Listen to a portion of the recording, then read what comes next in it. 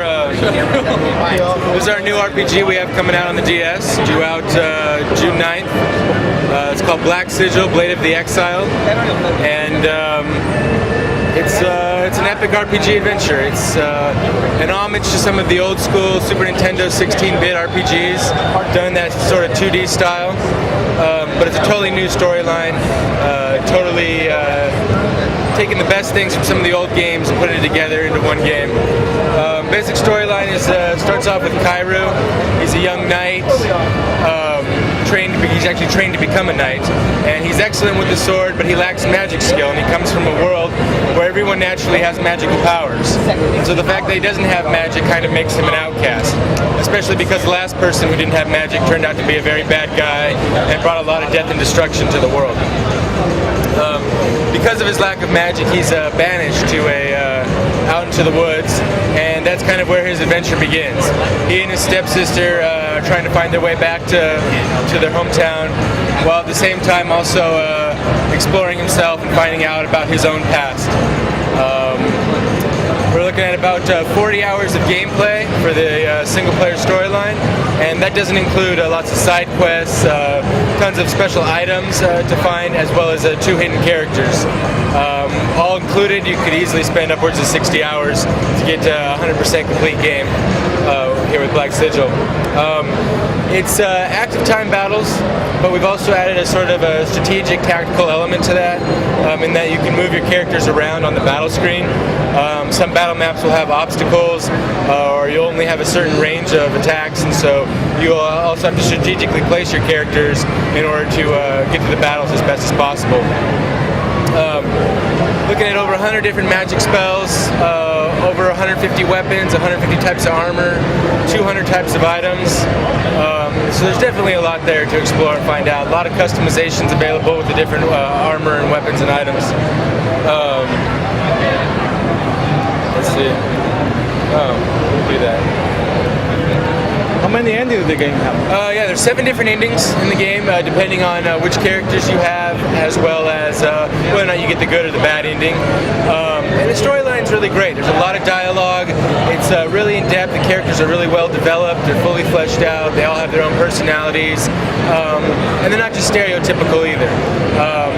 The developers is developed by a small studio in Canada called Studio Archcraft, and these guys were just passionate about making a really good RPG and trying to maintain that nostalgic feel of the old Super Nintendo RPGs from the 90s.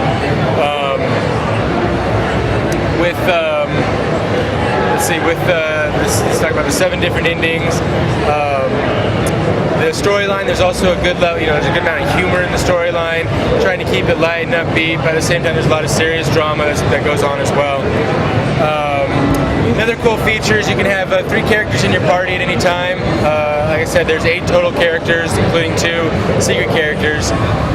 With those 3 characters in your party, you're represented by just 1 sprite on the main town and world screen. But you can switch that, and switching the sprite that you use to represent you will actually affect the way people react to you in the towns. For example, like I mentioned, Kairu is kind of an outcast, so not a lot of people want to talk to him. He kind of gets the cold shoulder from most of the townspeople. His stepsister, however, is loved by everybody. She's kind of a sassy, spunky, energetic girl, and so if you switch to her character, you'll find you can get a lot more information out of people, especially the male characters in the game. The game shares a very graphical similarity with Chrono Trigger. Is that exactly? It's that 2D sort of a 16-bit feel to it. Top-down view, very much inspired by the Chrono Triggers, the Final Fantasy III, the Secret of Mana games, those type of games.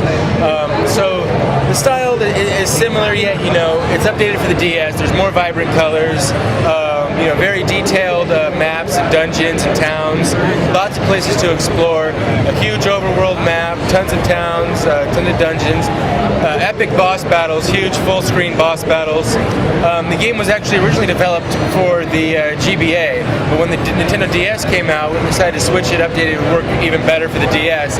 That way you have a top screen where you have your map, you have your character information, you have your in battles, you'll have your enemy information as well.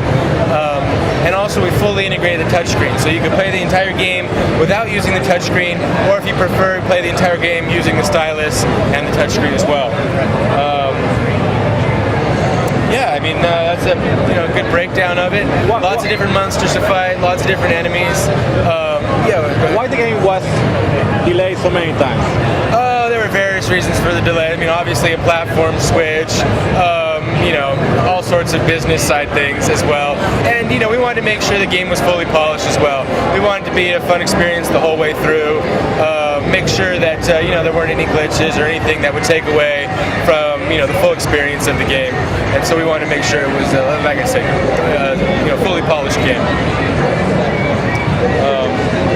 Yeah, I mean, do you have any other questions about it? It's a rough breakdown of the game, kind of a basic introduction to it. We don't want to give away too much of the storyline because we feel that's really what's going to draw a lot of people in.